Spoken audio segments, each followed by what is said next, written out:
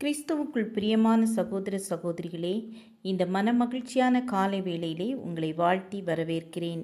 இன்றைய தினம் நாம் தியானிக்க இருக்கிற வசனம் யோசுவா 24ஆம் அதிகாரம் 24ஆம் வசனம்.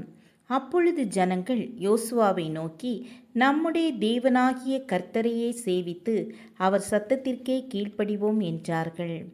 யோசுவா தன்னுடைய கடைசி காலத்தில் இஸ்ரவேலின் கோத்திரத்தார் அனைவரையும் சீகேமிலே கூடிவர பண்ணி அவர்கள் அனைவருக்கும் தேவன் அவர்களோடு செய்த உடன்படிக்கையை நினைவுபடுத்தி அவர்கள் தேவனுடன் ஏற்படுத்தி கொண்ட உடன்படிக்கையை புதுப்பித்து கொள்ள செய்தான்.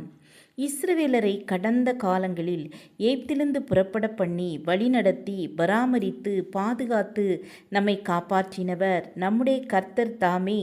எமோரியர் முதலான ஜனங்களையும் கர்த்தர் நமக்கு முன்பாக துரத்தினாரே என்று சொல்லி கர்த்தரை நோக்கி பார்க்க வைத்தான். தொடர்ந்து இஸ்ரவேலர் தேவனிடம் உண்மையுள்ளவர்களாக இருக்க வேண்டும்.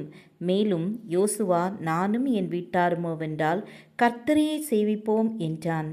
ஜனங்கள் நம்முடைய தேவனாகிய கர்த்தரையே சேவித்து அவர் சத்தத்திற்கே கீழ்ப்படிவோம் என்றார்கள்.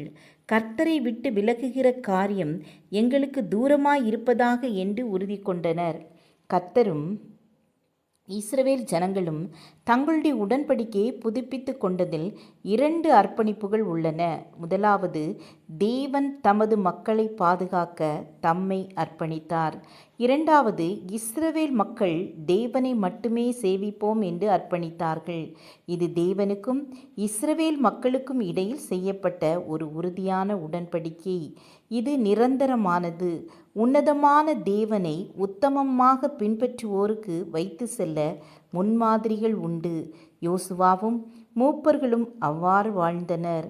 அவர்களது பாதிப்பு இஸ்ரவேல் உத்தமமாக வாழ உந்துதல் அளித்தது. கிறிஸ்துவின் மரணத்தின் மூலம் உண்டான புது உடன்படிக்கையில் விசுவாசிகளும் மனம் திரும்புதல், விசுவாசம், கீழ்ப்படிதல் போன்ற உறுதிமொழி எடுக்கிறார்கள். கிறிஸ்துவும் நமது ஆண்டவரும் இரட்சகராயிருந்து நம்மை வழிநடத்தி பரலோகத்திற்கு அழைத்து செல்வதாக வாக்கு கொடுத்திருக்கிறார். ஆம், எனக்கு அன்பானவர்களே, நாமும் இஸ்ரவேலரைப் போல உடன்படிக்கையின் நிபந்தனைக்குட்பட்டு நடந்து கொள்ள வேண்டும். நமக்கு இன்னும் ஒரு ஆழமான அர்ப்பணிப்பு தேவை. கர்த்தரை முழுமையாக சேவிக்கவும் நமது ஆவிக்குரிய வாழ்வில் ஏற்பட்டிருக்கும் மாசுகளை துடைத்தெறியவும் நம்மை அர்ப்பணம் செய்வோம். ஜெபம் செய்வோம். கிருபையும் இரக்கம் நிறைந்த கர்த்தாவே, யோசுவாவைப் போல கரிசனை உடைய தலைவர்களாக எங்கள் ஒவ்வொருவரையும் மாற்றுங்க.